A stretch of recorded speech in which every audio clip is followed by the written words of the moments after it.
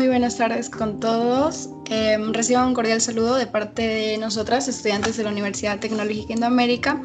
Agradecemos sinceramente su presencia en este espacio académico, el cual ha sido diseñado para promover el diálogo interdisciplinar y el intercambio de conocimientos desde distintas áreas profesionales. Le damos la bienvenida al conversatorio titulado Capas protectores del encéfalo, una mirada interdisciplinar desde la medicina, la psicología y los recursos humanos. Un tema de gran relevancia científica, clínica y social, quien nos invita a reflexionar sobre la importancia del cuidado neurológico y su impacto en la salud integral del ser humano. El objetivo de este encuentro es integrar perspectivas médicas, psicológicas y organizacionales para comprender cómo las capas protectoras del encéfalo no solo cumplen una función biológica esencial, sino también que influyen en los procesos cognitivos, emocionales y el bienestar dentro de los entornos laborales y sociales. La dinámica del conversatorio tendrá una duración aproximadamente de 1 hora. Cada profesional contará con de 15 hasta 15 minutos de intervención desde su campo de especialización. Posteriormente se abrirá un espacio de preguntas para el público con el fin de fomentar la participación y el análisis crítico. Finalmente realizaremos un cierre con una reflexión conjunta. Antes de iniciar con el desarrollo del tema, procederemos a la presentación de nuestros invitados, quienes nos acompañan hoy y cuentan con una destacada trayectoria académica y profesional en sus respectivas áreas. ¿Podría, por favor, iniciar la psicóloga Verónica Toapanta?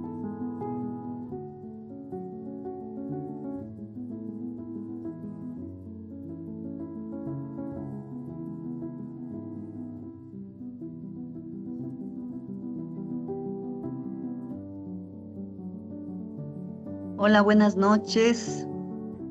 Bueno, mi nombre es Verónica Toapanta, soy psicóloga clínica, estudiada en la Universidad de Indoamérica. Un gusto de estar con las estudiantes de esta valiosa y prestigiosa universidad.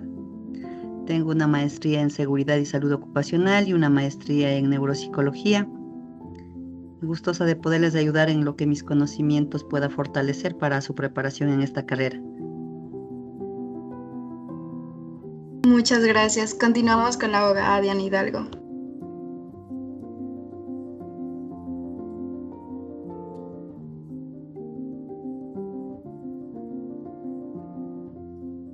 Muy buenas noches, ¿me escucha? Sí, abogada. Muy buenas noches, mi nombre es Diana Hidalgo. Para efectos de grabación, mi número de matrícula es 21-2024-138. Actualmente me desempeño como funcionaria pública y estoy gustosa de poder estar aquí y solventar cualquier inquietud y aportar a esta importante charla.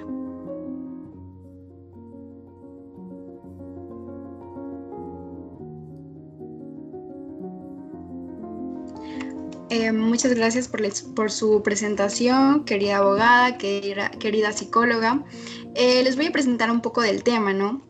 Bueno, nosotros vamos a hablar sobre las capas protectoras del encéfalo. Las capas protectoras del encéfalo constituyen en un sistema esencial de defensa del sistema nervioso central que ha sido diseñado para preservar la integridad estructural y funcional del cerebro. Este sistema está conformado por el cráneo, que proporciona protección mecánica frente a agentes externos, y por las meninges, dura madre, aracnoides y pia madre, las cuales envuelven el encéfalo y contribuyen a su sostén, nutrición y su aislamiento.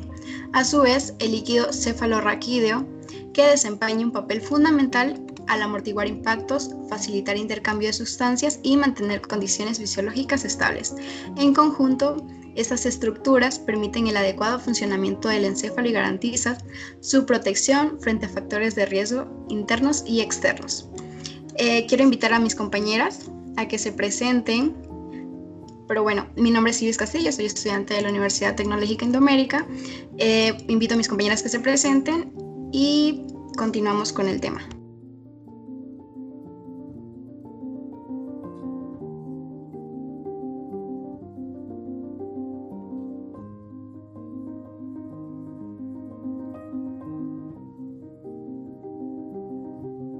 Muy buenas noches con todos. Mi nombre es Carla Colcha, soy estudiante de la Universidad de Indoamérica y es un gusto de verdad poder tratar con personas tan profesionales.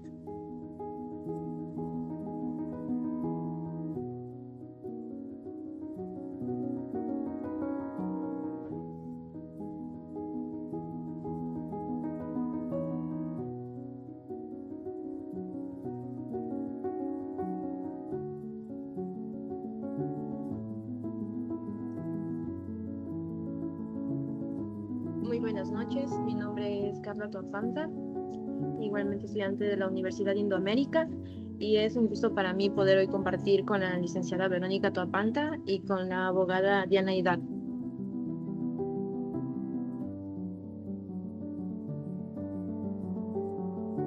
Muy buenas noches, mi nombre es Marjorie Nieves y soy estudiante de Psicología de la Universidad Indoamérica y es un gusto estar con ustedes, licenciada Verónica Tuapanta y abogada Diana Hidalgo.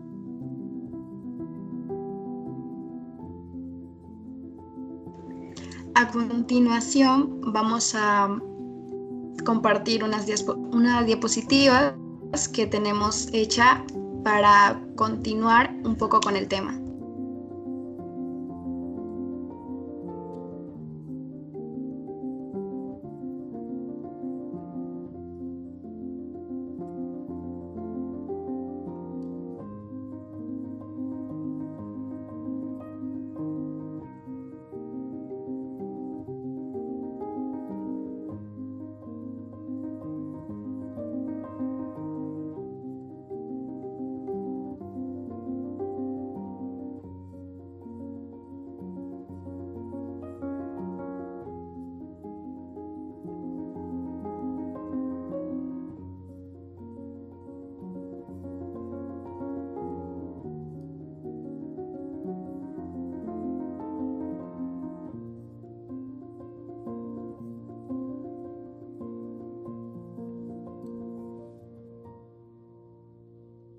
Bueno, pues para empezar, vamos a entrar un poco más en contexto sobre las capas protectoras del encéfalo.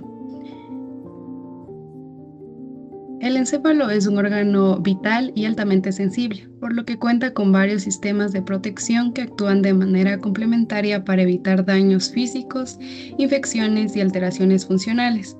Estas capas protectoras se organizan desde el exterior hacia el interior. Tenemos el cuero cabelludo. Es la capa más externa que está formada por piel, tejido conectivo, músculos, vasos sanguíneos. Su función principal es proteger el cráneo, regular la temperatura y facilitar la irrigación sanguínea. Además, actúa como primera barrera frente a agentes externos.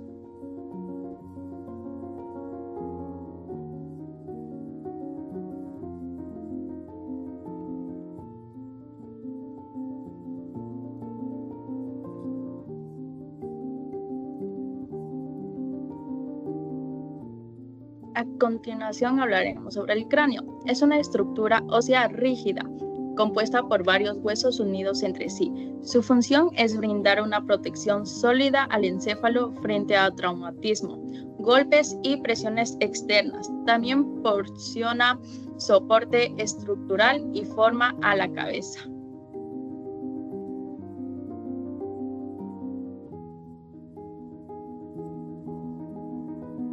Meninges, dura madre, es la capa más externa, gruesa y resistente. Está firmemente adherida al cráneo y forma compartimientos que sostienen al encéfalo en su posición. También participa en el drenaje venoso a través de los senos venosos.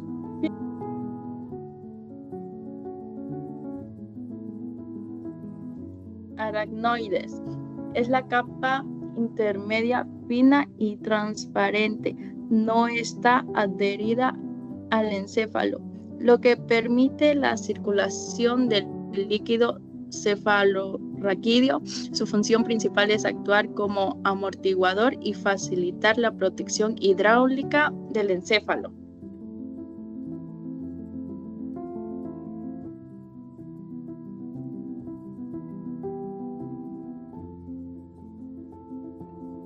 Vía madre. Es la capa más interna.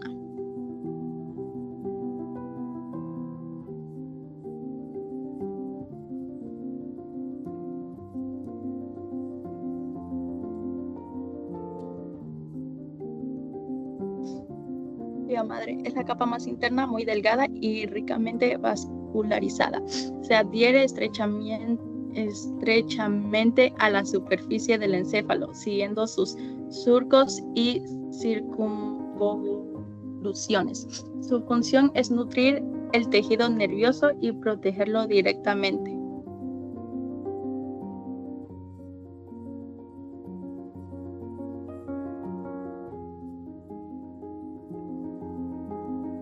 Tenemos el líquido cefalorraquídeo.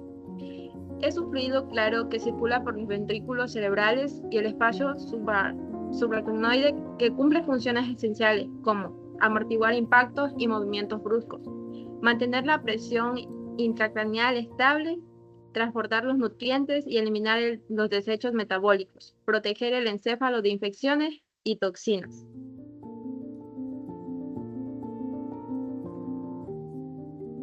La importancia clínica. El conocimiento de las capas protectoras del encéfalo es fundamental para comprender enfermedades y lesiones neurológicas, como meningitis, hemorragias cerebrales, traumatismos craneoencefálicos y alteraciones del LCR, ya que estas afectaciones comprometen directamente los sistemas de protección del sistema nervioso.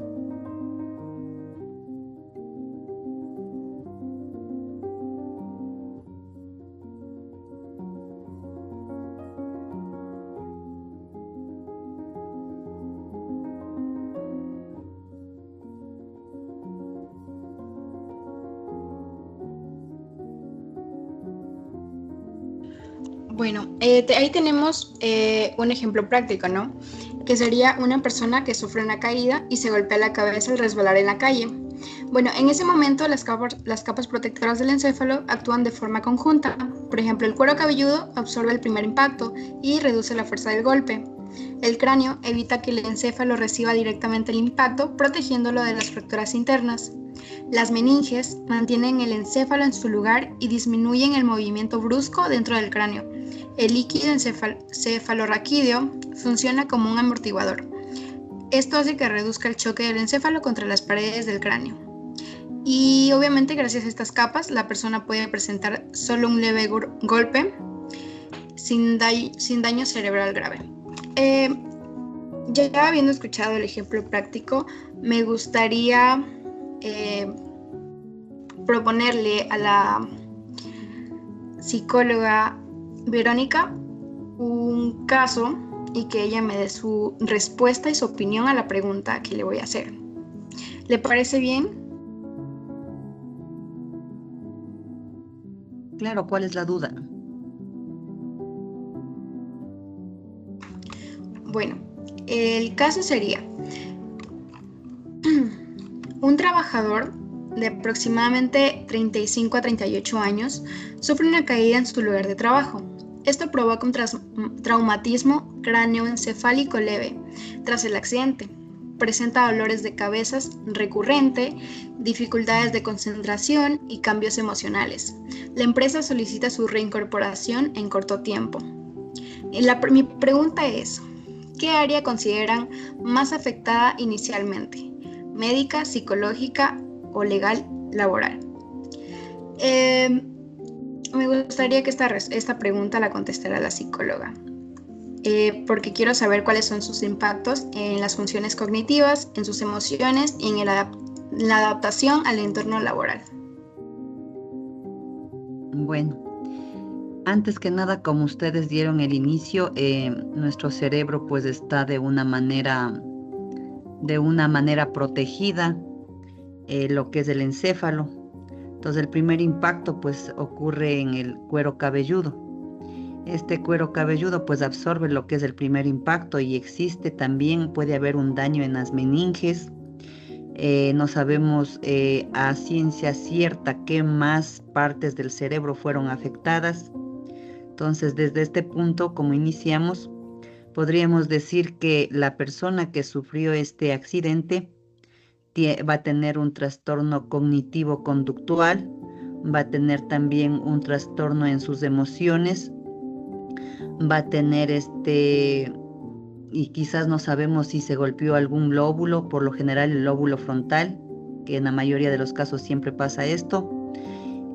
También tenemos lo que está vinculado a esta parte del cerebro con la memoria, con la comunicación, y el mismo hecho de tener este accidente va a hacer que la persona ya no se torne de la misma manera como él trabajaba. Es difícil decir que va a incrementarse o implementarse dentro de su área laboral de forma inmediata. Primero, al saber desde el punto de área psicológica donde yo me enfoco, la persona va a estar irritable, va a tener tristeza, va a tener irritabilidad, va a tener ansiedad, sin saber el área médica qué partes del encéfalo nomás fueron afectadas o parte del cerebro cuando sufrió este golpe. Entonces es un proceso, no es un proceso rápido, es un proceso lento. Ustedes saben que el cerebro es la computadora del cuerpo. Entonces no es que de forma inmediata él va a tener el mismo proceso que anteriormente, antes de que sufra este accidente, tenga la misma forma de trabajo, el mismo puesto donde ocupaba, no. Más bien, esta parte tendríamos que hablar con el médico tratante, con el psicólogo de la empresa, con la trabajadora o el trabajador social, incluido las diferentes áreas que él podría ocupar mientras se rehabilita desde el punto de área psicológica y desde el punto del área médica. No sé si tienen alguna duda.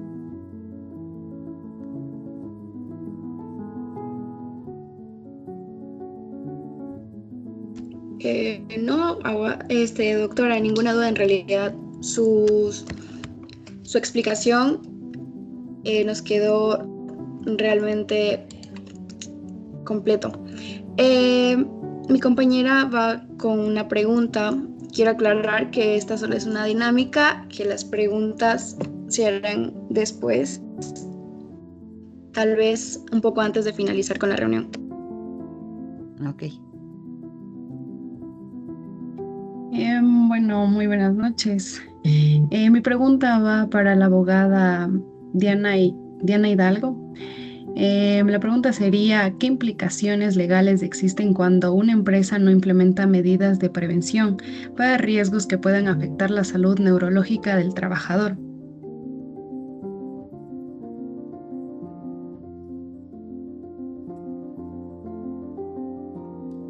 Hola, ¿me escuchan? Sí, abogada. ¿Me podrías repetir, por favor? Claro. Mi pregunta es, ¿qué implicaciones legales existen cuando una empresa no implementa medidas de prevención para riesgos que puedan afectar la salud neurológica de algún trabajador? Ya. En este caso, la inexistencia legal la inexistencia de una lesión física no exime a la empresa de las responsabilidades legales. Entonces, si bien es cierto en la Constitución, en el artículo 33 y 326, establece que el Estado o los empleadores deben garantizar las condiciones laborales que sean dignas y seguras y saludables para los trabajadores, Entonces, en este caso, habrían muchas afectaciones hacia el empleador, como sanciones, como indemnizaciones, por no acogerse a los protocolos o por no identificar a tiempo estas acciones del trabajador. Porque si bien es cierto, cuando un trabajador entra en un estrés laboral, no es que ingresa de una, ¿no? Sino que el empleador debe de aprenderlo a identificar y después, obviamente, tomar cartas en el asunto. A ver, ¿qué vamos a hacer? Implementar charlas. Hay muchos tipos de acciones que se pueden tomar en realidad. Entonces, el desconocimiento no lo va a librar de alguna acción legal que podría tomar el trabajador.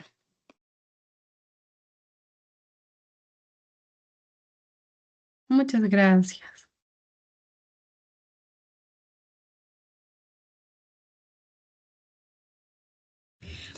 Continúo con la dinámica. Esta va también para la abogada. Quiero plantearle el escenario, ¿no? Este sería: una trabajadora de 42 años presenta síntomas persistentes de fatiga mental, cefaleas y disminución del rendimiento tras exposición prolongada a estrés laboral y jornadas extensas. No hay accidente físico visible, pero sí afectación neurológica y emocional. Entonces mi pregunta es: ¿qué obligaciones legales tiene la empresa ante una afectación sin lesión física evidente?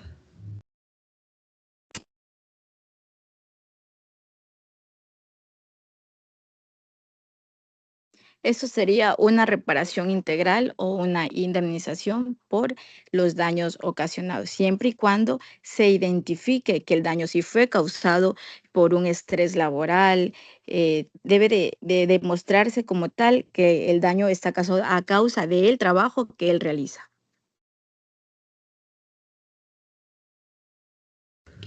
Ok, abogada, muchas gracias por su respuesta. Quiero hacerle unas preguntas a mis compañeras y luego vemos si ellas también me hacen una pregunta a mí, ¿no?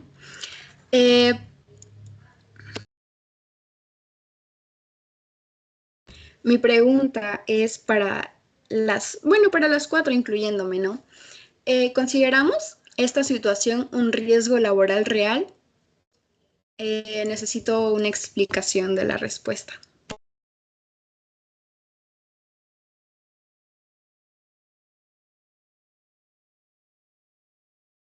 Por favor, compañeras.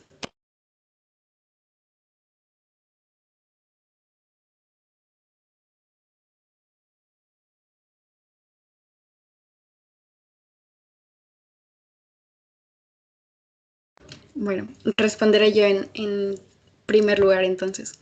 Bueno, yo sí considero definitivamente que se trata de un riesgo laboral real, ya que las afectaciones al encéfalo no siempre se manifiestan a través de lesiones visibles o accidentes inmediatos. Muchas veces se desarrollan de forma progresiva debido a factores como el estrés crónico, la sobrecarga laboral, la falta de pausas activas o ambientes de trabajo poco saludables. Estas condiciones pueden comprometernos funciones cognitivas, emocionales y conductuales, impactando directamente en el desempeño, la seguridad y la salud integral del trabajador. Eh, Asimismo, este tipo de riesgo suele ser subestimado en muchas organizaciones, al no generar signos físicos evidentes en un primer momento. Tiende a normalizarse o minimizarse, considerándose parte de la rutina laboral. Esa subestimación retrasa la intervención médica, psicológica y preventiva, incrementando el riesgo de consecuencias más graves tanto para el trabajador como para la organización. Al reconocerlo como un riesgo laboral, permite implementar políticas de prevención, cuidado neurológico y bienestar que favorecen entornos de trabajos más seguros y sostenibles. Ahora sí pido la respuesta de mis compañeras, por favor.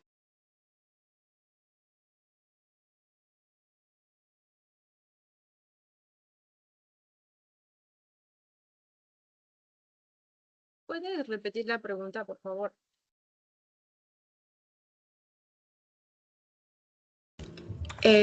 Sí.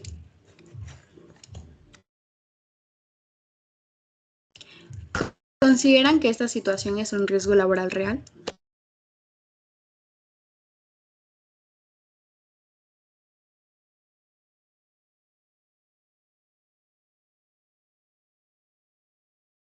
En el ámbito de que la persona ya está trabajando. Sí, exactamente, en el ámbito de que la persona ya está trabajando y sufre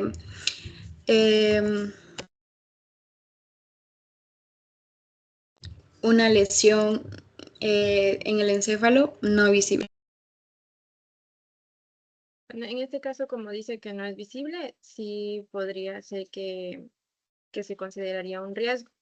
Pero en el caso de que la persona ya esté con sus tratamientos o ya esté haciendo su rehabilitación, creería yo que también va de parte de quien sea el dueño de la empresa y vea una área adecuada para el trabajo de él.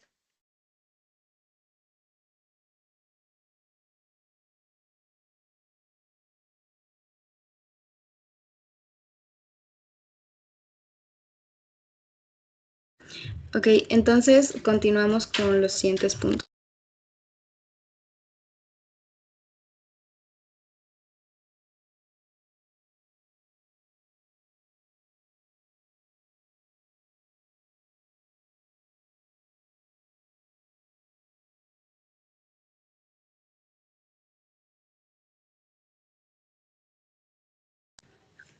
Compañeras, ¿quieren hacerles preguntas a las profesionales?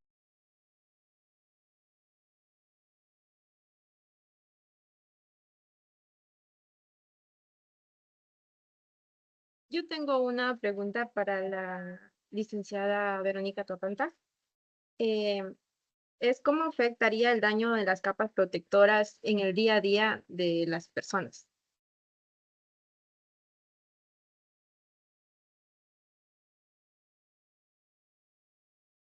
Bueno, la capa protectora de lo que es dentro del ser humano, pues tiene diferentes formas de afectación dependiendo a qué parte del cerebro le afectó durante el golpe o durante el accidente laboral que obtienen las personas. Afectan dentro de lo que es su memoria, dentro del área interpersonal, dentro de la atención laboral, dentro del afecto de emociones. Entonces, estas personas tienden a estresarse mucho más de lo normal, para lo cual, pues dentro de una empresa siempre existe una área determinada, lo que es el Departamento de Psicología y Trabajo Social. Como decían, en muchos casos, tal vez sufrió un golpe y dice, ya está bien, continuemos con el trabajo, pero ahí la parte de la persona que está encargada dentro de esta área, las personas ya no rinden de la misma manera en área laboral, tampoco se comportan de la misma forma que anteriormente de este accidente o siniestro que haya tenido la persona.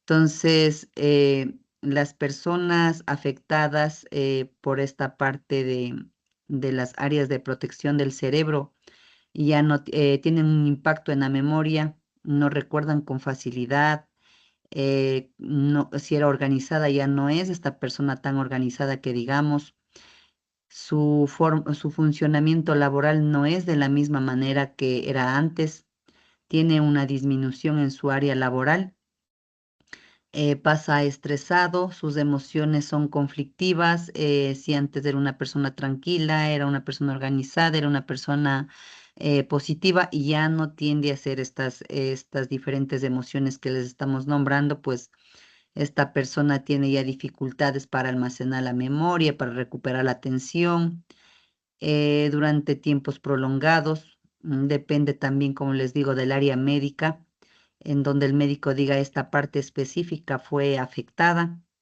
Las capas que cubren a nuestro cerebro son muy importantes, donde guardamos toda la información, toda la computadora que hace que nuestro cuerpo pueda funcionar de manera correcta. Entonces, esto es importante que la persona que esté encargada de la área psicológica, más que todo, lleve una parte semestral, una parte anual, donde puede evaluar a cada uno de sus trabajadores. Dentro del área ocupacional, podríamos decir que tenemos una área donde se califica a la persona, se califica su forma laboral, la evaluación de cada persona. Entonces, dentro de este porcentaje y de las diferentes formas de evaluación, encontramos un cambio drástico de esta persona, ya sea en su área laboral o en su área emocional. Inclusive estas personas tienden a tener problemas familiares, ya no actúan de la misma manera. Si nos enfocamos en área laboral, pues estas personas ya no tienden a ser la área productiva que antes daban un 98 o un 95%, disminuyen de forma significativa, a veces al 50%, inclusive menos de eso. Entonces, es fácil decir, o sea, no le veo el área física afectada, pero vamos viendo el área emocional, el área conductual, su forma de expresarse, su forma de comportarse a nivel interpersonal dentro de su trabajo. Muchas gracias.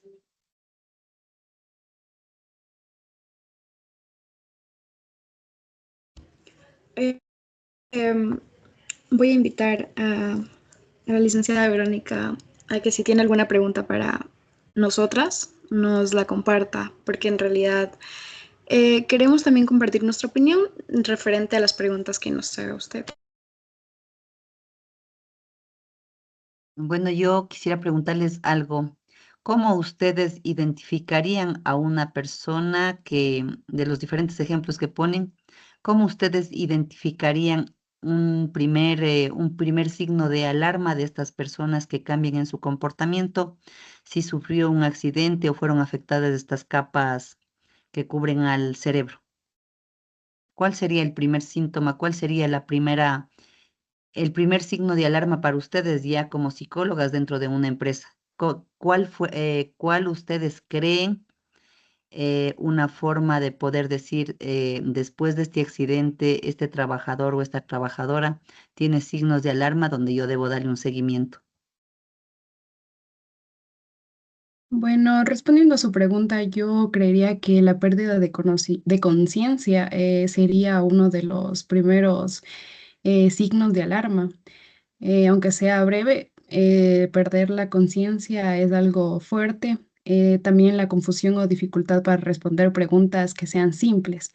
Esos serían signos de alarma que nos pondría a pensar en lo que es si es que alguna capa protectora es la que está afectando.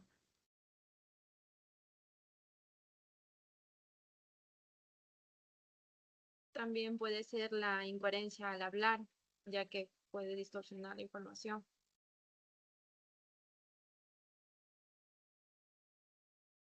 Yo creo que uno de los primeros signos de alarma tras un accidente puede ser que puede haber afectado al encéfalo es el cambio repentino o progresivo del comportamiento de la persona, incluso cuando no existan lesiones físicas evidentes, ya que... Ay, se me cae. Bueno, y debemos prestar atención por si acaso la persona se muestra más irritable, impulsiva, agresiva, sin razón aparente. Presentar apatía, desinterés o aislamiento social, que tenga reacciones emocionales exageradas o poco acordes a la situación, su cambio de su cambio habitual de relacionarse con los demás, ya que pueden aparecer dificultad para concentrarse, seguir conversaciones, problemas de memoria reciente, lentitud para pensar, responder o tomar decisiones, como lo mencionaron mis compañeras, la desorganización en tareas simples que antes realizaba sin dificultad.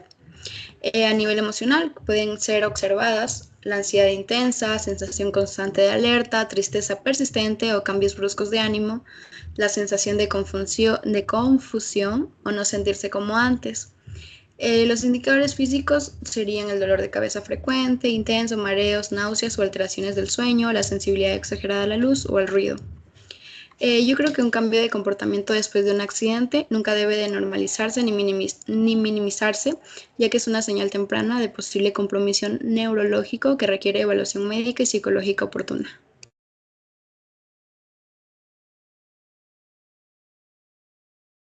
También puede ser por su cambio de personalidad, si la persona se vuelve así más agresiva o deprimida sin motivo aparente. También puede ser por la dificultad para concentrarse o recordar algunas cosas, como dijo la compañera.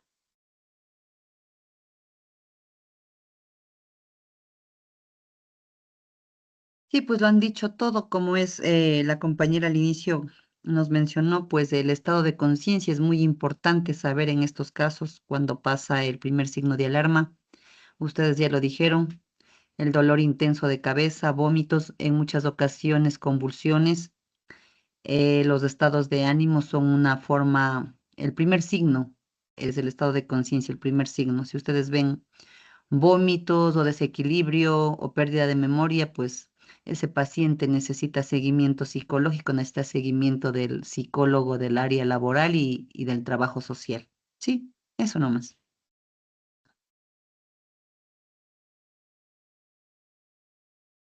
Yo tengo otra pregunta para la licenciada Verónica. ¿Será que puedo?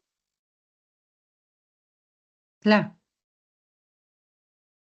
Eh, Al hablar de esto, afecta también en niños, adolescentes y adultos mayores. Me gustaría saber quién se adapta más rápido a la rehabilitación, un niño o un adolescente. Bueno, hablando desde el punto de área psicológica, pues el niño no tiene el cerebro completamente todavía formado. El que tiene mayor plasticidad para cualquier rehabilitación psicológica es un niño, es mucho más rápido mucho más evidente que esta persona va a tener que un adolescente o una persona de la tercera edad o un adulto, porque las áreas del cerebro pues tienen una mayor plasticidad dentro de la neurorehabilitación. Entonces, como el cerebro está todavía en formación, no está completamente ya, digamos, no puede compararse un niño de 6 años que haya sufrido un accidente con una persona de unos 42, 45 años, no va a tener la misma capacidad de plasticidad cerebral, ya que cada uno de estas personas, pues el niño, como es niño y está en constante formación para llegar a un punto ya determinado que su cerebro queda ya completamente formado, él va a poder con una rehabilitación de neurorehabilitación, poder entender y comprender que sus emociones van a quedar más estables, más equilibradas. En cambio, una persona adulta o un adolescente no va a tener la misma plasticidad del cerebro. Muchas gracias.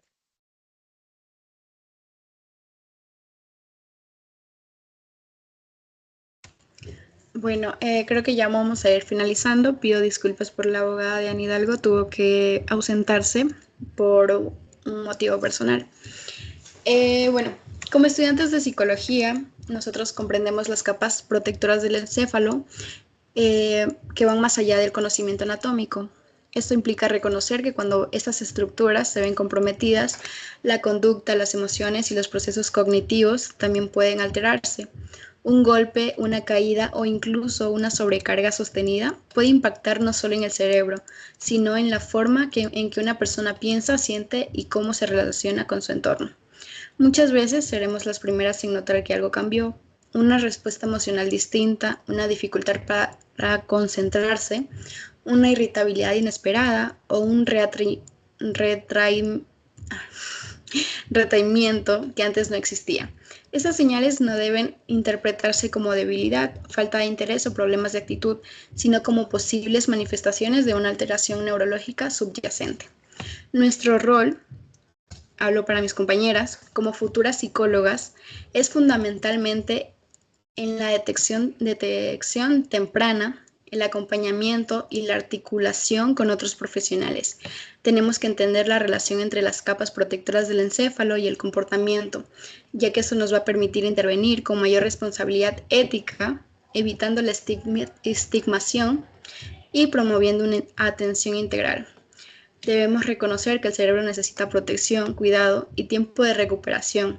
Es también defender la dignidad humana desde la psicología, aportando una mirada sensible y científica que conecta el cuerpo y la mente, recordando que cuando el encéfalo se afecta, toda la persona necesita ser cuidada.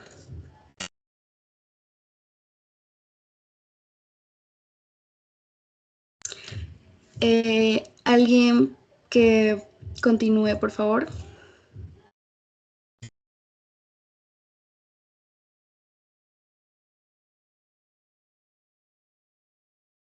Y bueno, yo creo que eso ya sería todo. Le agradecemos bastante su tiempo, sus conocimientos, ayudarnos a realizar un trabajo muy bien hecho, ya que usted sabe bastante sobre estos temas y es muy favorable en nuestro caso haber tenido a alguien tan profesional.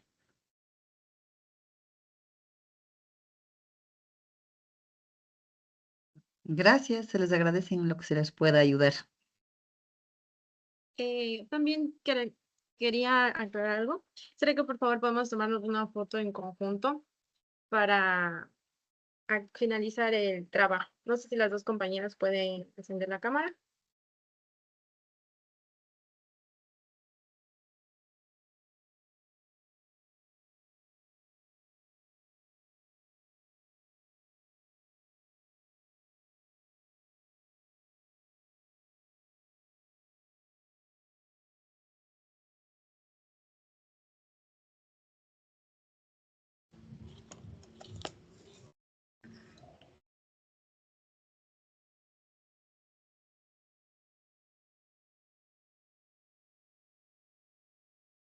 Listo, ya la foto está tomada.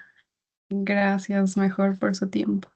Hasta luego, gracias también por Muchas por gracias. tomarnos en cuenta. Hasta luego.